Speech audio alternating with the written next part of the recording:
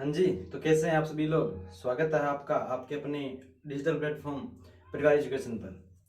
तो साथियों, कल हमने एक श्रृंखला आरंभ की थी भारतीय राजनीति की, जिसमें हमने सबसे पहला जो टॉपिक है, जहाँ से राजनीति आरंभ भी होती है अपने भारत की, हमने कल भारतीय संविधान का निर्माण किस प्रकार हुआ था, उसकी क्या कुछ ऐतिहासिक पृष्ठभूमि रही थी, उसके बारे में अपने अध्ययन किया था।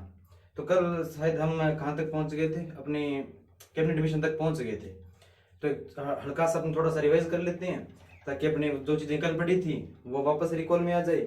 और आज अपने लगभग उम्मीद ये रहेगी कि अपने आज संविधान जो सभा है, संविधान सभा और अपनी जो अंतरिम सरकार बनी थी वो कैसे बनी थी, और संविधान सभा का गठन किस प्रकार हुआ था, उसकी क्या कुछ कार्यप्रणाली रही थी, इन चीज़ों का अध्ययन कर पाए। तो कल हमने सबसे पहले स्टार्ट किया था कि संविधान निर्माण का सबसे पहले जो दर्शन है वो कहाँ से प्राप्त होता है। तो अपने 1895 के अंदर कांग्रेस का एक विधेयक था, स्वराज विधेयक, जो कि बाल गंगाधर जी तिलक के निर्देशन में तैयार हुआ था। वहां से हमें सबसे पहले संविधान जो निर्माण है, संविधान निर्माण का या संविधान सभा का जो दर्शन है वो प्राप्त होता है। उसके पश्चात हमने बात की थी 1922 में सबसे पहले महात्मा गांधी जी ने कहा था कि भारतीयों का जो संविधान है वो भारतीय लोगों द्वारा बनाया जाना चाहिए, अर्थात जो भारतीय आवाम है, भारतीय जनता है, उनकी इच्छा के अनुसार ही इस संविधान का निर्माण होना चाहिए। उसके बाद हमने 1925 की बात की थी। 1925 के अंदर दिल्ली के अंदर एक सर्वदलीय सम्मेलन हुआ था, जहां पर स्प्रू समिति द्वारा कॉमनवेल्थ बिल ऑफ इंडिया प्रस्तुत किया गया था, जो कि कहीं ना कहीं संविधान निर्माण की दिशा में एक महत्वपूर्ण कदम रहा था। और उसके पश्चात हमने बात की थी कि अभी तक जो भी प्रयास हो रहे थे वे इंडिविजुअल हो रहे थे, इंडिविजुअल अर्थात व्यक्तिगत प्रयास हो रहे थे। और उसके पश्चात हम बात करते हैं 1934 की। 1934 एक महत्वपूर्ण सन रहा है। क्यों? क्योंकि 1934 में सबसे पहले जो संविधान सभा का जो विचार दिया था वो अपने एम एन रॉय, नाम थोड़ा सा ध्यान रखना कि संविधान सभा का जो विचार है उसके प्रतिपादक अपने एम एन रॉय थे। और 1934 के अंदर ही कांग्रेस ने भी संविधान सभा या संविधान निर्माण को लेकर अपनी जो औपचारिक सहमति थी वो प्रकट कर दी थी। उसके पश्चात 1936 का फिरोजपुर अधिवेशन, पहला ग्रामीण अधिवेशन कांग्रेस का। 1938 में नेहरू जी कहते हैं कि जो संविधान का निर्माण होगा और जो संविधान सभा के अंदर जो सदस्य होंगे उनका जो निर्वाचन है वो सार्वभौमिक वयस्क मताधिकार प्रणाली के तहत किया जाए। और हमको उसके बाद हमने पढ़ा अगस्त प्रस्ताव पढ़ा। अगस्त प्रस्ताव में क्या कुछ बातें कही गई थी। उसके बाद हमने आगे चलकर व्यक्तिगत सत्याग्रह की भी चर्चा की थी। उसके बाद हमने क्रिप्स मिशन की चर्चा की। उसके बाद हमने वेबल योजना की चर्चा की, और वेबल योजना तक हमने पढ़ लिया था। एकदम सीक्वेंस से पढ़ रही हैं ताकि आपको समझने में आसानी हो। और आज हम जो जिस टॉपिक पर चर्चा करने जा रहे हैं वह है जी कैबिनेट मिशन। इसके बारे में आपने बहुत कुछ पढ़ा होगा। कैबिनेट मिशन, या इसको हिंदी में कहें तो मंत्रिमंडल समिति, थोड़ा सा नाम ध्यान रखना, मंत्रिमंडल समिति हिंदी में पूछ लेते हैं, और कैबिनेट मिशन तो याद रह ही जाता है। कैबिनेट मिशन 1946, कैबिनेट मिशन का नाम लेते ही 1946 अपने आप जहन में आ ही जाता है। अच्छा, कैबिनेट मिशन क्या था, भारत के अंदर क्यों आया था, इसके क्या कुछ प्रमुख प्रावधान थे, और इस प्रावधान के तहत किस प्रकार हमारी जो संवैधानिक जो निर्माण की जो प्रक्रिया थी वो किस प्रकार आगे पहुंचती है, इसके बारे में चर्चा अपने आरंभ कर लेते हैं। तो करें स्टार्ट। तो कैबिनेट मिशन जो है वो 24 मार्च 1946 को अपने दिल्ली भारत पहुंचा था सर, दिल्ली भारत पहुंचा था। अच्छा, सबसे पहले बात आती है कैबिनेट मिशन बनाया क्यों गया था। क्योंकि हम चर्चा करते आ रहे हैं कि भारत के अंदर जो संवैधानिक गतिरोध है वो बहुत ज्यादा उत्पन्न हो गया था। इस गतिरोध को दूर करने के लिए इस समय जो इंग्लैंड के अंदर चुनाव हो चुके थे, हमने पढ़ लिया था पहले।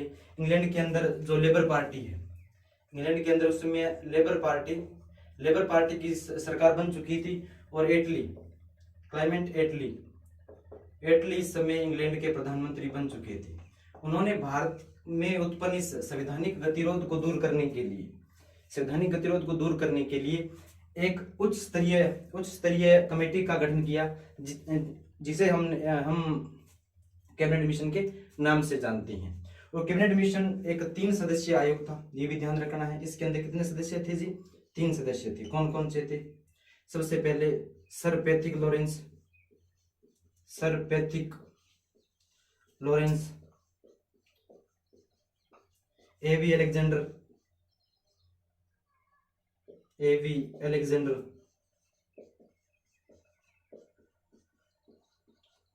सर पैथिक लॉरेंस और एवी अलेक्जेंडर जो थे वे इसके क्या थे सर? सदस्य थे। 2 मिनट, इसके अंदर क्या थे?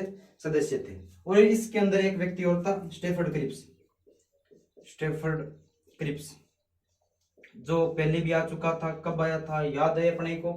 क्रिप्स मिशन 23 मार्च 1942, 30 मार्च को रिपोर्ट दी थी। वही बात, थोड़ा तारीख ध्यान रखना, 24 मार्च है यहाँ पे, 23 मार्च को तो क्रिप्स मिशन आया था अपने।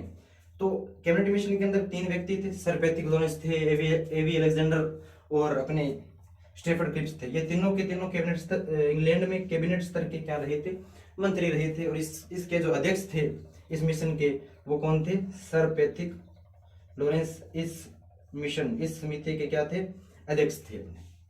अच्छा, इनके क्या कुछ प्रावधान थे वो भी अपने को जानने आवश्यक हो जाते हैं।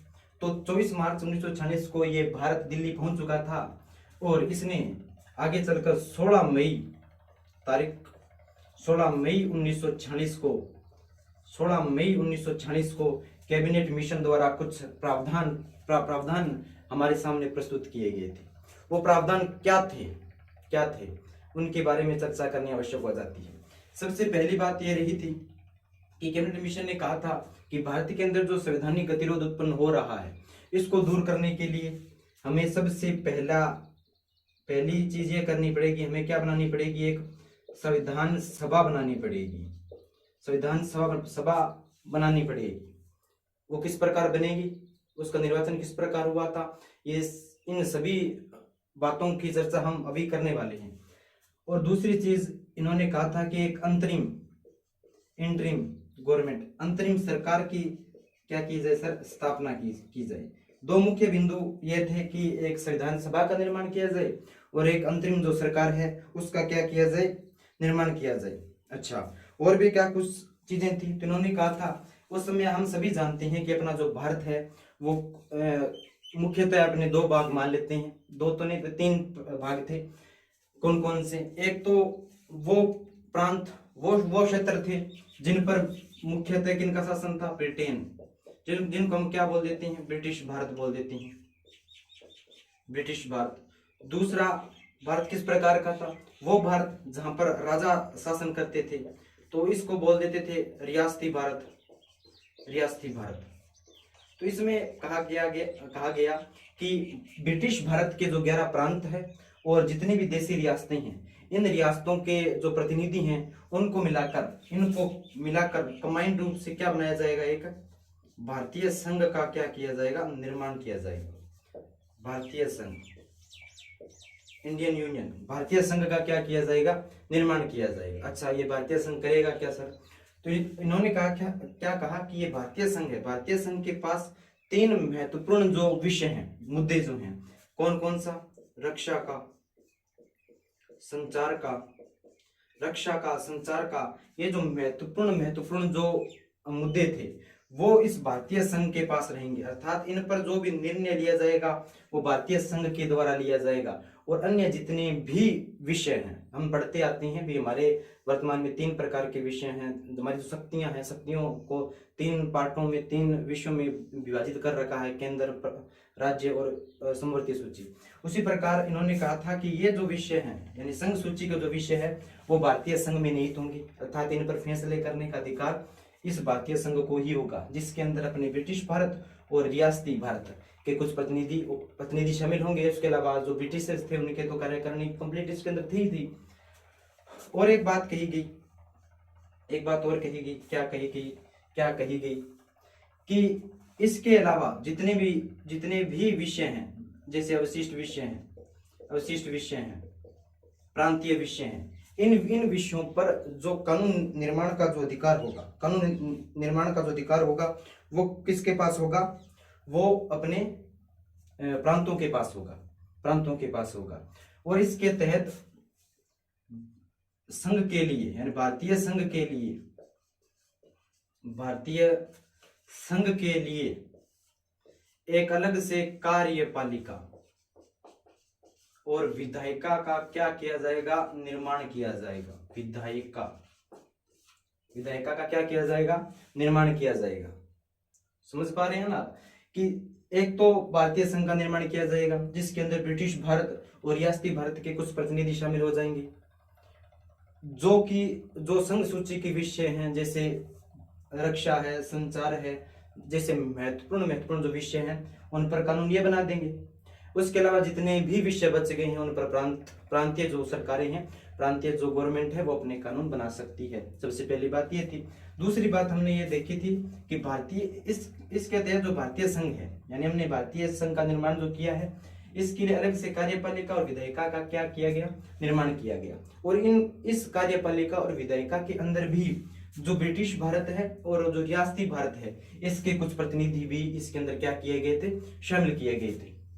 तीसरी ये बात कही कि हम जो जल्द ही जो भारत है, भारत से जो इंग्लैंड या सही शब्दों में कहूं तो ब्रिटेन की जो प्रभुसत्ता है उसको क्या कर लिया जाएगा, समाप्त कर दिया जाएगा, समाप्त कर दिया जाएगा। और जल्द ही हम एक संविधान सभा बनाने का प्रयास करेंगे ताकि ये संविधान सभा भारत के लिए एक संविधान का क्या कर सके सर, निर्माण कर सके। तो कैबिनेट मिशन के तहत ही संविधान सभा का निर्माण हुआ था, कैबिनेट मिशन के तहत ही आंतरिक सरकार का निर्माण होता है। ये दोनों टॉपिक बहुत शानदार हैं। जब भी हम अपने भारतीय संविधान के निर्माण की बात करते हैं तो आप देखते हैं अधिकतम जो प्रश्न है संविधान सभा आंतरिक सरकार से देखने को अपने मिल जाते हैं।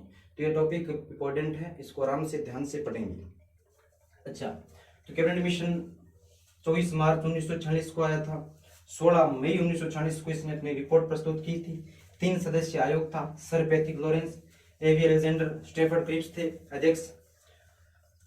पैथिक लॉरेंस इसके अध्यक्ष थे। इसके प्रमुख प्रावधान क्या क्या थे वो देख लिया। इसमें सरकार इटली की थी, ये सभी चीजें हमने देख ली। अच्छा, इसके तहत एक तो संविधान सभा का निर्माण अपने को करना है। संविधान सभा का निर्माण किस प्रकार हुआ था, उसकी कार्य प्रणाली क्या रही थी, उसमें सदस्य कौन कौन से थे, इन सभी चीजों पर एक बहुत बड़ी वार्ता हम करेंगे। लेकिन उससे पहले हम थोड़ा सा ये अंतरिम सरकार बड़ा जो बिंदु है वो देख लेते हैं। अंतरिम सरकार, अंतरिम सरकार, अंतरिम सरकार। अच्छा, अंतरिम सरकार क्या थी, इसका निर्माण किस प्रकार हुआ, कौन कौन सदस्य थे, कितने सदस्य थे। तो जब भारत के अंदर संवैधानिक गतिरोध उत्पन्न हो गया था, भारत के अंदर संवैधानिक गतिरोध उत्पन्न हो गया था, उसको कहीं ना कहीं सुलझाने के लिए, सेटलमेंट करने के लिए कैबिनेट मिशन भारत आया। और कैबिनेट मिशन ने एक सुझाव दिया था कि जब तक संविधान का निर्माण न हो जाए तब तक एक अंतरिम सरकार की स्थापना की जानी चाहिए, ताकि वो जो अंतरिम सरकार है जब तक भारत का संविधान तैयार न हो जाए तब तक वो शासन करे, तब तक वो हमारे लिए कानून कायदे उनका क्या करे, निर्माण करे। तो अंतरिम सरकार की जो घोषणा है मुख्यतः देखें तो 24 अगस्त 1946 को भारत के अंदर पहली राष्ट्रीय अंतरिम सरकार की घोषणा की गई थी कि हम भारत के अंदर क्या बनाने जा रहे हैं, अंतरिम सरकार बनाने जा रही हैं। इसके लिए जो सदस्यों का निर्वाचन किया गया था। तो अंतरिम सरकार की वैसे देखें तो स्थापना अगर पूछ ली अंतरिम सरकार की स्थापना कब होती है तो सभी अपने जानते हैं कि 2 सितंबर 1946 को भारत के अंदर अंतरिम सरकार का क्या होता है सर, गठन होता है। अंतरिम सरकार का क्या होता है, गठन होता है। किसकी अध्यक्षता में, तो अध्यक्ष का नाम भी अपने को पता है, जवाहरलाल नेहरू।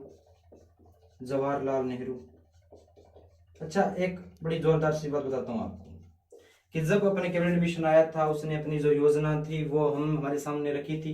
तो प्रारंभ के अंदर तो जब ये जो दूसरी पार्टी थी, कौन सी, मुस्लिम लीग ने इसका समर्थन किया था। किसका, अंतरिम सरकार का, कि हाँ एक अंतरिम सरकार का निर्माण होना चाहिए। लेकिन बाद में मुस्लिम लीग ने अंतरिम सरकार बनाने का जो प्रस्ताव था इससे अपना समर्थन क्या ले लेती है, वापस ले लेती है। अर्थात प्रारंभ में अगर आप देखते हो तो अंतरिम सरकार के जो 11 सदस्य हैं, कितने सदस्य थे प्रारंभ के अंदर? 11 सदस्य थे। 11 में एक भी मुस्लिम लीग का सदस्य नहीं था। आगे चलकर अपने बड़े बड़े जो 5 सदस्य हैं वो इसके अंदर शामिल हो जाते हैं। तो मुस्लिम लीग ने पहले तो इसका समर्थन किया था, बाद में इन्होंने इससे अपना समर्थन क्या ले लिया, वापस ले लेते हैं, ले लिया वापस। और कैबिनेट मिशन के विरोध में आप अगर इतिहास में पढ़ा भी होगा कि मुस्लिम लीग ने 16 अगस्त 1946 को प्रत्यक्ष कार्यवाही दिवस भी बनाया था, जिसके अंदर जो मुस्लिम बहुल इलाके थे, जैसे कि अपने पूर्व के अंदर चले तो बंगाल का जो एरिया था मुस्लिम बहुल इलाका था, वहां पर बहुत ज्यादा कत्लेआम किया गया था। जो भी अदर जो संप्रदाय के लोग थे उनके साथ दुष्ट व्यवहार किया गया था। तो ये सारी की सारी चीजें भी थोड़ा सा ध्यान रख लेना आप। तो इसको एक बार साइड में कर लेते हैं अपने। अंतरिम सरकार बनाने की जो घोषणा है 24 अगस्त 1946 याद रहे तो अच्छी बात, नहीं याद रहे तो कोई बात नहीं, ये तारीख नहीं अपने लिए इंपॉर्टेंट है। अपने लिए इंपॉर्टेंट तारीख ये अंतरिम सरकार की जो स्थापना है वो 2 सितंबर 1946 को की गई थी। अध्यक्ष जवाहरलाल नेहरू थे। सदस्य प्रारंभ में कितने थे? 11 सदस्य थे। 11 में 3 सदस्य मुस्लिम भी थे, लेकिन ये सदस्य मुस्लिम लीग से नहीं थे, मुस्लिम लीग से नहीं थे। आगे चलकर देखते हैं तो हम अक्टूबर 1946 के अंदर अंतरिम जो सरकार है, अंतरिम सरकार का वापस क्या किया गया सर? पुनर्गठन किया गया। क्यों पुनर्गठन किया गया, क्या आवश्यकता पड़ी अपने को? तो अक्टूबर, अगर तारीख भी याद रहे तो देख लेना भी, 26 अक्टूबर 1946 को अंतरिम सरकार का क्या किया गया? पुनर्गठन किया गया। पुनर्गठन के तहत 5 सदस्य इसके अंदर मुस्लिम लीग के भी शामिल हो गए थे। हम अभी पढ़ा है कि मुस्लिम लीग ने इससे अपना समर्थन वापस ले लिया था, तो फिर क्यों मुस्लिम लीग इसके अंदर शामिल होती है? तो इसका एक बड़ा रीजन ये था भी, कहीं ना कहीं ये लोग इस अंतरिम सरकार के अंदर अपनी भागीदारी सुनिश्चित करके इस अंतरिम सरकार को चलाने में कहीं ना कहीं चुनौतियां पैदा करना चाहते थे। इसलिए आप देखते हो इसके बहुत बड़े बड़े जो नेता थे, जैसे लियाकत अली जैसे नेता है, रशीद जैसे नेता हैं, उनको बड़े बड़े जो पद है वो भी क्या प्रदान किए गए थे। लियाकत अली है, राशिद है, जोगेंद्रनाथ मंडल है, इसके मुख्य सदस्य थे। 5 सदस्य मुस्लिम लीग के शामिल हो गए और 11 में से 3 सदस्य जो थे उनको बाद में निकाल भी दिया गया था।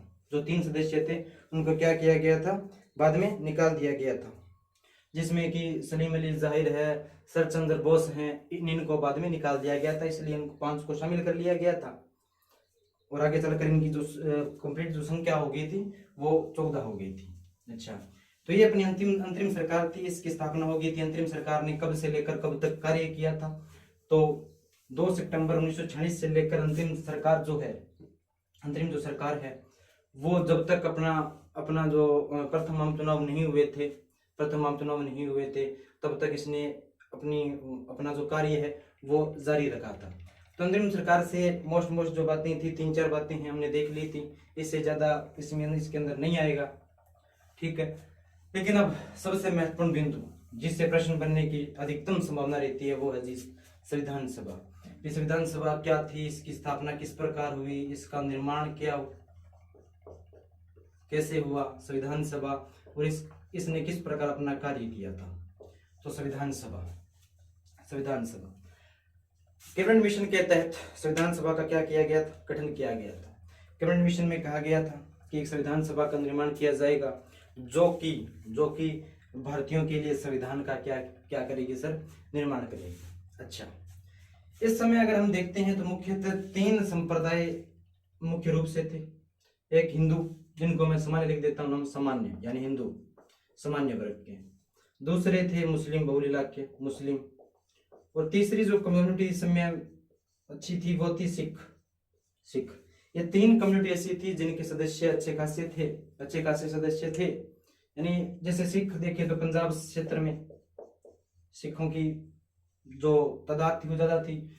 अगर हम पूर्वी बंगाल और कुछ उड़ीसा का या क्षेत्र देखें तो वहां पर मुस्लिम और सामान्य अपने हर जगह थे ही थे। तो ये जो संप्रदाय थे इनकी बहुलता यहाँ पे अपने को देखने को प्राप्त होती है। अच्छा, तो कैबिनेट मिशन के तहत संविधान सभा का निर्माण किया गया। इसमें क्या क्या कुछ प्रावधान किए गए थे, सबसे पहले हम इसका गठन देख लेते हैं। संविधान सभा का जो गठन है वो किस प्रकार का।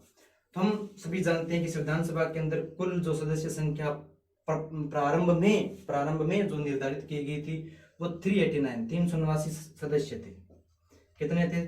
389 सदस्य। अच्छा, आप मुझसे एक प्रश्न पूछ सकते हो कि 389 सदस्य ही क्यों? तो उस समय ये कहा गया था कि एक व्यक्ति, एक जो सदस्य है, एक जो प्रतिनिधि है, वो 10 लाख जो जनसंख्या है उनका प्रतिनिधित्व करेगा। यानी एक जो प्रतिनिधि है, एक जो व्यक्ति है, वो 10 लाख जो जनसंख्या है उनका क्या करेगा? प्रतिनिधित्व करेगा। और उस समय 1940 के अंदर अपने भारत की जनसंख्या लगभग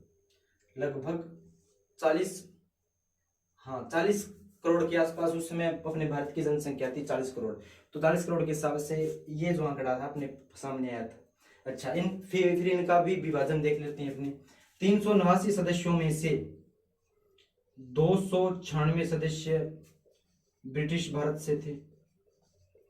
ब्रिटिश भारत बोल रहा हूं मैं, ब्रिटिश भारत का मतलब होता है जिसके अंदर 11 प्रांत प्लस जो 4 इस समय जो चीफ कमिश्नरी जो स्टेट थे, चीफ कमिश्नरी स्टेट कौन कौन से बता देता हूं मैं। इस समय 4 चीफ कमिश्नरी स्टेट भी थे। कौन कौन से? दिल्ली। चीफ कमिश्नरी का मतलब जिस प्रकार आज अपने केंद्र शासित प्रदेश देखते हैं, वर्तमान में हम केंद्र शासित प्रदेश देखते हैं, उनकी संख्या वर्तमान में अपने भारत के अंदर 8 है। उसी प्रकार उस समय भी ब्रिटिश भारत के अंदर 4 कमिश्नरी प्रांत थे, जिनमें दिल्ली, कुर्ग वर्तमान में कहाँ पड़ता है सर? कर्नाटक में पड़ता है। अजमेर, मेरवाड़ा जो अपने राजस्थान के अंदर एकमात्र था, अजमेर, मेरवाड़ा और दिल्ली, कुर्ग, अजमेर, मेरवाड़ा और एक स्थान बलूचिस्तान जो वर्तमान में पाकिस्तान के अंदर है। तो ये 4 चीफ कमिश्नरी स्टेट थे। यहाँ से 4 यानी 296 ब्रिटिश भारत से, 11 ब्रिटिश भारत के अंदर 11 प्रांत और 4 चीफ कमिश्नरी प्रदेश थे। अर्थात मैं इसको ये आंकड़ा सही रहेगा ना, 292 प्लस 4 96 ये था। 292 सदस्य ब्रिटिश प्रांतों से थे 11 से, और 4 तो अपने एक यहाँ से आए गए थे। इनके अलावा जो 93 सदस्य हैं वो रियासती भारत से लिए गए थे। रियासती भारत अर्थात राजाओं से। जो रियासती भारत था, जिन जिन क्षेत्रों पर राजा का शासन था, वहां से कुछ सदस्यों का मनोनयन किया गया था। ठीक है, 296 और 93 अपने आ जाते थे। अच्छा, तो इसमें एक प्रावधान ये भी किया गया था कि जो सदस्य ब्रिटिश भारत से आएंगे उनका क्या होगा? उनका तो होगा निर्वाचन, अर्थात वो जनता द्वारा अप्रत्यक्ष रूप से चुन कर आएंगे। अच्छा, अप्रत्यक्ष रूप से क्यों, किस प्रकार? तो हम पढ़ते हैं कि 1935 के एक्ट के तहत अपने चुनाव होते हैं, जिसके अंदर कांग्रेस की सरकार बनती है। वो चुनाव हुए थे, वो वैसे देखे तो पूर्ण चुनाव नहीं कह सकते। कैसे नहीं कह सकते? क्योंकि उनके अंदर सभी वर्ग को मत देने का अधिकार नहीं था। केवल कुछ ही वर्ग, कुछ ही तबकों को अपना मत देने का अधिकार था। वो भी किस प्रकार? यानी जो जिस संप्रदाय का व्यक्ति, जिस कम्युनिटी का व्यक्ति प्रत्याशी है, उसको उसी संप्रदाय के जो वोटर हैं, मतदाता हैं, वो वोट दे सकते हैं। तो इसमें भी यह प्रावधान था कि ब्रिटिश भारत से 296 जो सदस्य हैं इनका निर्वाचन होगा, वो भी 1935 के एक्ट के तहत अप्रत्यक्ष रूप से इनका निर्वाचन किया जाएगा। और जो 93 जो सदस्य हैं ये जो शासक वर्ग हैं उनके द्वारा मनोनीत किया जाएगा। इस प्रकार मैं कह सकता हूं कि संविधान सभा एक निर्वाचित और एक मनोनीत निकाय थी, जिसके अंदर कुछ सदस्य मनोनीत भी थे और कुछ निर्वाचित थे ही थे। अच्छा, ये थोड़ा सा आंकड़ा ध्यान रख लेना। तो मैंने इससे पहले एक बात बता चुका हूं आपको कि इस समय अपने भारत के अंदर 3 जो कम्युनिटी थी उसके लोग ज्यादा थे। जैसे मैंने बात की थी सामान्य, तो इस समय सामान्य के लगभग जो प्रतिनिधि थे वो 211 के लमसम थे। मुस्लिम जो संप्रदाय है, मुस्लिम संप्रदाय के सदस्य लगभग 79 थे, सिखों के 4 थे और अन्य जो अलग अलग वर्ग से आ रहे थे। अच्छा, अब जो संविधान सभा है, संविधान सभा के लिए ये जो 296 जो सदस्य हैं, 296 जो सदस्य हैं, मैं यहाँ लिख देता हूँ, 296 जो सदस्य हैं, इनसे तो एक एक अपने आ रहे हैं, ठीक है ना, इनसे तो एक एक ही आ रहे हैं। तो 296 जो सदस्य हैं इनके लिए निर्वाचन होना था। आगे चलकर जुलाई अगस्त के अंदर इनके लिए निर्वाचन हुआ। निर्वाचन होने के पश्चात 389 सीटों में से, मैं इसको एक बार साफ कर देता हूँ, आपने ये देख लिया, 389 जो सीटें हैं, 389 सीटों में से कांग्रेस को कितनी प्राप्त होती है, ये अपने लिए इंपॉर्टेंट है, यहाँ खड़े। मुस्लिम लीग को कितनी प्राप्त होती है और अन्य सभी वर्गों को एक एक दो सीटें आ जाती है। मेन ये दो है।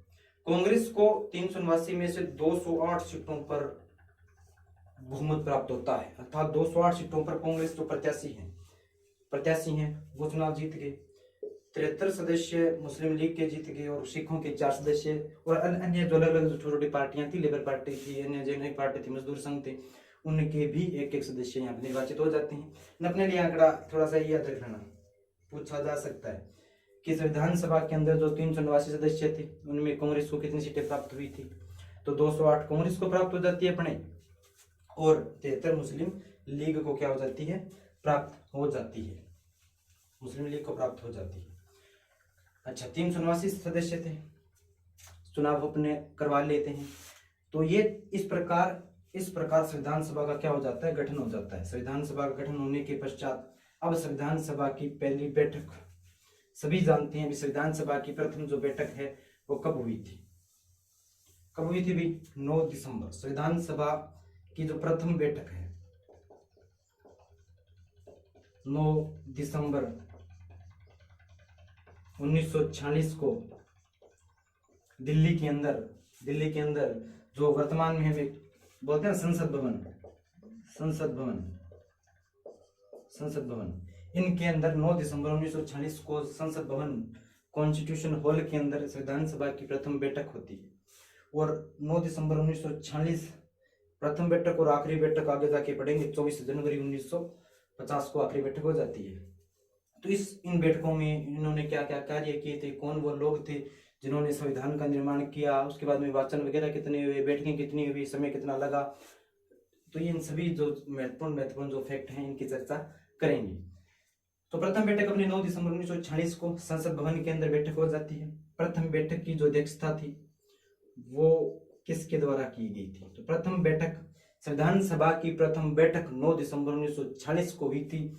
इसकी अध्यक्षता जो है डॉक्टर सच्चिदानंद सिन्हा द्वारा की गई थी। अच्छा, आप मुझसे पूछ सकते हो डॉक्टर सच्चिदानंद सिन्हा ने क्यों की थी, क्योंकि इस समय जितने भी मेंबर संविधान सभा में उपस्थित हुए थे प्रथम बैठक में 389 सदस्य थे पहली बार, लेकिन प्रथम बैठक में मात्र 207 सदस्यों ने ही भाग लिया था। आप मुझसे प्रश्न पूछ सकते हो कि इतनी बड़ी सीटें हैं, 389 लोग हैं, इनमें से 207 लोगों ने ही भाग क्यों लिया था, क्योंकि इसके अंदर 73 सीटें किसकी थी, मुस्लिम लीग की थी। मुस्लिम लीग ने इस संविधान सभा की जो प्रथम बैठक हुई थी इसका बहिष्कार किया था। मुस्लिम लीग ने इसके अंदर पार्टिसिपेट हिस्सेदारी भाग नहीं लिया था। तो एक तो मुस्लिम लीग अलग हुई थी। अच्छा, सिर्फ मुस्लिम लीग अलग होने से भी 207 तो नहीं बचते, इनके अलावा जो 93 जो सदस्य थे, किससे, रियासती भारत से जो 93 सदस्य आने थे, वो रियासती भारत से जो 93 सदस्य आने वाले थे, उस समय तक वहां के जो शासक थे उन्होंने अपना भविष्य तय नहीं कर पाए थे कि हमें किसके साथ जाना है और वहां से किन किन लोगों को मनोनीत किया जा सकता है, किन किन लोगों को मनोनीत किया जाना चाहिए। तो ये बड़ी संख्या यहाँ से निष्कासित हो जाती है।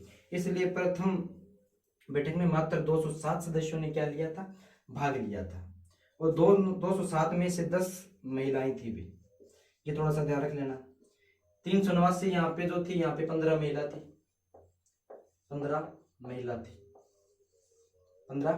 थी। थोड़ा ध्यान रख लेना इन चीजों का। फिर प्रथम बैठक 9 दिसंबर 1946 को संसद भवन नई दिल्ली के अंदर अपनी बैठक होती है दिल्ली के अंदर। अध्यक्षता डॉक्टर सच्चिदानंद सिन्हा ने की थी। क्यों की थी? क्योंकि इस समय ये इस संविधान सभा के सबसे वरिष्ठ सदस्य थे, इसलिए इनको संविधान सभा का प्रथम अस्थायी, परमानेंट नहीं है जी, अस्थायी अध्यक्ष नियुक्त किया गया था प्रथम बैठक के अंदर। और डॉक्टर सच्चिदानंद सिन्हा की सिफारिश के कारण ही प्रथम बैठक के अंदर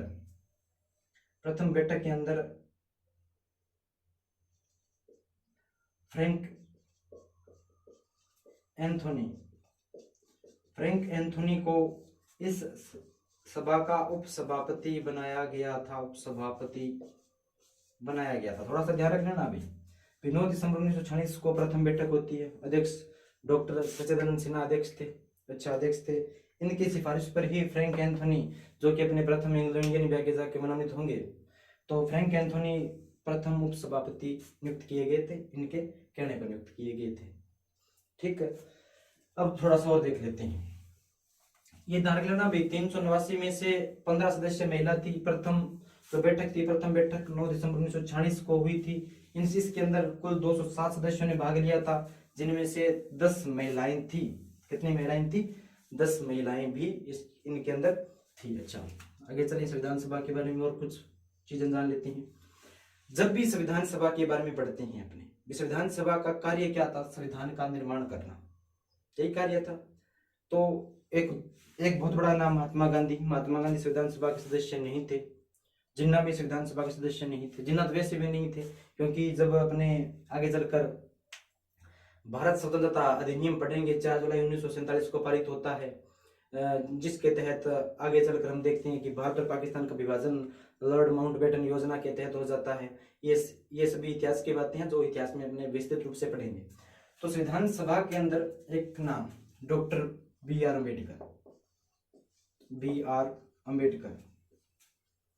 अम्बेडकर, जिसको भारतीय संविधान का जनक कहा जाता है। अच्छा, तो ऐसा नहीं हो सकता कि हम संविधान की बात करें और भीमराव अम्बेडकर जी का नाम न आए, ऐसा नहीं हो सकता। अम्बेडकर जी की थोड़ी सी पृष्ठभूमि अपनी देख लेते हैं भी, किस प्रकार ये संविधान सभा के सदस्य बने थे, इनकी क्या कुछ महत्वपूर्ण भूमिका संविधान निर्माण में रही थी, इन्होंने अपना क्या कुछ योगदान दिया था। तो सबसे पहले संविधान सभा के लिए जब चुनाव हुए थे, निर्वाचन हुए थे ब्रिटिश भारत के उन 11 प्रांतों से, तो सबसे पहले जो अम्बेडकर जी थे, अम्बेडकर जी ने बॉम्बे से, उस समय बॉम्बे बोलते थे, वर्तमान मुंबई है जी, वर्तमान में मुंबई, पहले बॉम्बे बोलते थे। बॉम्बे से चुनाव लड़ा था, चुनाव हार गए थे अम्बेडकर जी। और फिर मुस्लिम लीग की सहायता से बंगाल के अंदर एक स्थान है जसोर कुलना, बंगाल के अंदर एक स्थान है जसोर कुलना से बी आर अम्बेडकर चुनाव जीते थे। चुनाव जीतकर संविधान सभा का हिस्सा बने ही थे। इतने में अपने भारत और पाकिस्तान का क्या हो जाता है? विभाजन हो जाता है। जब भारत और पाकिस्तान का विभाजन हो जाता है तो बंगाल का ये जो पूर्वी बंगाल का जो क्षेत्र है, जिसको आज वर्तमान में हम बांग्लादेश के नाम से जानते हैं, तो जसोर कुलना का क्षेत्र उस बांग्लादेश में शामिल हो गया, उस बांग्लादेश में क्या हो गया? शामिल हो गया। तो इनकी जो सीट है वापस से क्या होगी? रिक्त होगी। और संविधान सभा के अंदर जो संवैधानिक सलाहकार की भूमिका जो नियुक्त कर रहे थे, अर्थात जो एडवाइजर थे, एक बहुत बड़े ज्ञानी विद्वान व्यक्ति थे, सर बी एन राव, बेनेगल नरसिंह राव, जो संवैधानिक सलाहकार थे। इन्होंने जो अपने वर्तमान में देश का नाम लेते हैं म्यांमार का संविधान बनाने में भी इन्होंने एक महत्वपूर्ण भूमिका अदा की थी। तो अच्छा खासा नॉलेज था, इसलिए इनको संवैधानिक सलाहकार नियुक्त किया गया था। तो बी एन राव ने नेहरू जी से कहा था कि हमें कैसे भी करके अम्बेडकर जी को संविधान सभा में शामिल करना पड़ेगा। उनके ज्ञान के बिना हम इसको पूर्ण नहीं कर सकते, संविधान का निर्माण हम नहीं कर सकते। अच्छा, इसलिए नेहरू जी के कहने पर जो बॉम्बे के अंदर उस समय बॉम्बे के जो प्रधानमंत्री, उसमें प्रधानमंत्री बोला करते थे, तो बॉम्बे के जो प्रधानमंत्री थे एम जी खेर, बॉम्बे के प्रधानमंत्री थे एम जी खेर। एम जी खेर से नेहरू जी ने कहा था कि आप बॉम्बे से एक सीट रिक्त कराइए ताकि जहां से अंबेडकर जी का निर्वाचन संभव हो सके। तो एम जी खेर के कहने पर एम आर जयशंकर ने अपना पद रिक्त कर दिया, पद स्थान छोड़ दिया, पद रिक्त हो गया और इस रिक्त पद से उपचुनाव हुए। इस उपचुनाव में अंबेडकर जी जीत कर संविधान सभा के क्या बने थे, सदस्य बने थे। संविधान सभा के क्या बन गए थे, सदस्य बने थे। तो ये थोड़ी सी अंबेडकर जी की बात थी, बीच में बतानी आवश्यक थी, क्योंकि अंबेडकर जी संविधान की बात करें, इनका नाम ना है ऐसा नहीं हो सकता। तो ये थोड़ी चर्चा थी। आगे चलकर इनकी समिति भी इंपॉर्टेंट समिति है, प्रारूप समिति, उसका भी अपने अध्ययन करेंगे। सबसे पहले अब बात यहाँ से शुरू करते हैं। बी एन राव जो थे वो संवैधानिक सलाहकार थे। अक्टूबर 1946 के अंदर इन्होंने जो संविधान का जो प्रारूप था, ड्राफ्ट प्रारूप जो था वो तैयार कर दिया और इस तैयार प्रारूप पर चर्चा करने के लिए एक कमेटी बनाई गई थी, जिसका नाम ही क्या था, प्रारूप समिति। थोड़ा सा ध्यान रख लेना। अब इसका नाम देखिए, आप देखते हैं प्रारूप समिति। अगर प्रश्न आ जाए कि संविधान का प्रारूप किसके द्वारा तैयार किया गया था, तो नाम से तो देखने से पता चलता है कि प्रारूप समिति ने तैयार किया था, लेकिन ऐसा नहीं है। प्रारूप समिति ने बी एन राव द्वारा जो संविधान का प्रारूप तैयार किया गया था, उस प्रारूप पर चर्चा की थी। उस प्रारूप पर क्या की थी, चर्चा की थी। उसको देखा था और उसको देखने के बाद उसमें जो कुछ भी इनको लगा भाई यहाँ पे ये संशोधन होना चाहिए, उसको देखकर उस पर अपने विचार व्यक्त करके इसको आगे चलकर संविधान जो सभा थी, संविधान सभा के समक्ष इसको रख दिया गया। और संविधान सभा के समक्ष इसको रखने के बाद अपने तीन जो पढ़ते हैं कि तीन वाचन होते हैं, उन वाचनों की चर्चा अभी करेंगे। तो प्रारूप समिति का सबसे पहले जिक्र आया गया, तो देख लेते हैं भी इसका गठन, प्रारूप समिति गठन 29 अगस्त 1947 के अंदर प्रारूप समिति जो है इसका क्या किया गया था सर, गठन किया गया था। क्या किया गया था, गठन किया गया था। किसका, अपने जो प्रारूप समिति है इसका क्या किया गया था सर, गठन किया गया था। इसका गठन थोड़ा सा ध्यान रख लेना, सत्यनारायण समिति की सिफारिश पर इसका गठन किया गया था। सत्यनारायण मिश्र जो समिति है उसकी सिफारिश पर प्रारूप समिति का गठन किया गया था। कब, 29 अगस्त 1947। इसके अंदर कुल 7 सदस्य थे। 7 सदस्य, इनके अध्यक्ष सभी जानते हैं, बी आर अम्बेडकर थे। इनके अलावा आलादी कृष्णा नैयर, स्वामी कृष्णन थे, सदुल्ला खान थे, के एम मुंशी थे, अपने मित्तल थे, ये सदस्य थे। तो अपने कुल 7 सदस्य इसके थे और इसके अध्यक्ष जो थे वो डॉक्टर बी आर अम्बेडकर इसके क्या रहे थे सर, अध्यक्ष रहे थे। तो ये अपने प्रारूप समिति है जो बी एन राव द्वारा प्रस्तुत संविधान का जो ड्राफ्ट था उस पर चर्चा करने के पश्चात आगे चलकर इन्होंने 1948 के अंदर जो संविधान का जो प्रारूप है वो संविधान सभा के समक्ष रखा। अच्छा, अब संविधान सभा के समक्ष रखने के बाद संविधान सभा की बैठकें आरंभ हो गई थी। हमने पढ़ लिया था भी संविधान सभा की प्रथम बैठक 9 दिसंबर 1946 को हो चुकी थी, वहां तक पहुंच चुकी थी। और प्रथम बैठक के अंदर अध्यक्ष भी किसको नियुक्त कर लिया गया था, डॉक्टर सचिदानंद सिन्हा को, जो कि अस्थायी नियुक्त थे। अब संविधान सभा की दूसरी जो बैठक थी वो 11 दिसंबर को होती है। संविधान सभा की जो दूसरी बैठक है वो 11 दिसंबर 1946 को होती है। इस सभा के अंदर स्थायी जो अध्यक्ष है वो डॉक्टर राजेंद्र प्रसाद को क्या कर दिया जाता है, नियुक्त कर दिया जाता है, स्थायी अध्यक्ष नियुक्त कर दिया जाता है। और उपाध्यक्ष जो है, आगे चलकर 25 जनवरी 1947 को HR Mukherjee, HR Mukherjee, Harendra Kumar Mukherjee, HR Mukherjee, Harendra Kumar Mukherjee जो हैं इसके उपाध्यक्ष नियुक्त कर लिए गए थे। और आगे चलकर बाद में अपने राघवाचारी, टी राघवाचारी को भी दूसरा उपाध्यक्ष नियुक्त किया जाता है।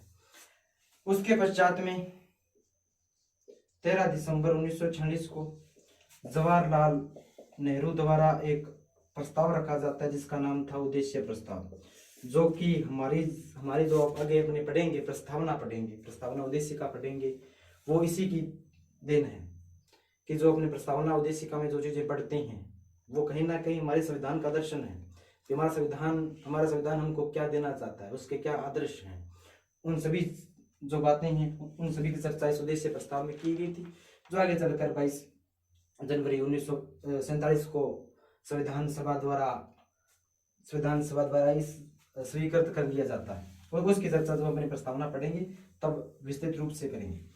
तो जो प्रारूप समिति है उसने संविधान सभा को सौंप दिया संविधान, और इसमें अनेक संशोधन किए गए थे और मुख्य रूप से 3 वाचन हुए थे, प्रथम, द्वितीय और तृतीय, 3 वाचन हुए थे। वाचन की थोड़ी सी तारीखें देख लेते हैं। प्रथम जो वाचन है वो 4 नवंबर 1947 से लेकर 9 नवंबर 1947 तक चलता है। प्रथम वाचन जो है लिख देता हूँ यहाँ पे वाचन। प्रथम वाचन 4 नवंबर 1947 से लेकर अपने 9 नवंबर 1947 तक चलता है। द्वितीय वाचन 15 नवंबर 1947 से लेकर 17 अक्टूबर 1948 तक चलता है। 17 अक्टूबर 1948 तक चलता है। प्रथम 4 नवंबर 1947 से लेकर 9 नवंबर 1947, द्वितीय 15 नवंबर 1947 से लेकर 17 अक्टूबर 1948 तक चलता है। और जो तीसरा वाचन है वो वापस नवंबर 1948 से लेकर और आखिर में जाकर अपने 26 नवंबर 1948 है यहाँ पे 49 तक चलता है। 26 नवंबर 1949 को हम सभी जानते हैं कि हमारा जो संविधान था वो एडॉप्ट कर लिया गया था, अर्थात अंगीकृत कर लिया गया था, अधिकृत कर लिया गया था। तो 26 नवंबर 1949 को हमारा संविधान आत्मनिर्भर अंगीकृत, जैसे अंग्रेजी में कहूँ तो एडॉप्ट कर लिया था। और कुछ जो धाराएं थी जैसे बात करूँ लगभग 16 जो अनुच्छेद थे वो प्रकाश में आ चुके थे उसी दिन से।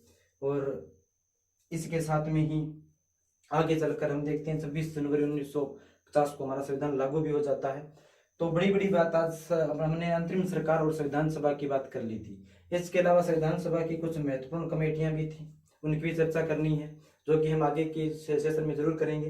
लेकिन थोड़ा सा एक बार देख लेना, जो संविधान सभा है, संविधान सभा की कुल 12 अधिवेशन हुए थे, 12 अधिवेशन और 166 बैठकें हुई थी। 12 अधिवेशन और 166 जो है वो बैठकें हुई थी। इतना लंबा प्रोसेस चला था संविधान सभा का। संविधान सभा लगभग अगर बात करूं तो मैं 3 वर्ष 1 माह और 16 3 वर्ष 1 माह और 16 दिन तक अस्तित्व में रही थी संविधान सभा। और 24 जनवरी 1900 यहाँ तक 3 वाचन कंप्लीट हो चुके थे। और संविधान सभा की जो अंतिम बैठक है वो 24 जनवरी 1950 को संविधान सभा की अंतिम बैठक या मैं कहूँ 12वां अधिवेशन होता है। और इस अधिवेशन के पश्चात जो संविधान सभा है वह अंतरिम संसद के रूप में कार्य करना आरंभ कर देती है। जब संविधान सभा अंतरिम संसद के रूप में कार्य करना आरंभ कर देती है आगे चलकर, उसके बाद 1952 के अंदर जब अपने प्रथम आम चुनाव हो जाते हैं तो प्रथम आम चुनाव के पश्चात जो अपने संविधान सभा जो अंतरिम संसद के रूप में कार्य कर रही थी उसका अस्तित्व भी क्या हो जाता है, समाप्त हो जाता है। तो दोस्तों आज हमने संविधान सभा और अंतरिम सरकार के बारे में बहुत विस्तृत चर्चा कर ली है। इनकी कुछ कमेटियां भी थी, उनकी चर्चा हम करेंगे कल। और इसके अलावा संविधान का निर्माण तो लगभग हो गया कंप्लीट। उसके अलावा हमारा जो संविधान है उस संविधान की विशेषता क्या कुछ है, हमने कौन से देशों से क्या क्या कुछ ग्रहण किया है, इन सभी की चर्चा हम आगे का जो सेशन होगा उसमें करेंगे। और इसको देखने के लिए आपका बहुत बहुत धन्यवाद।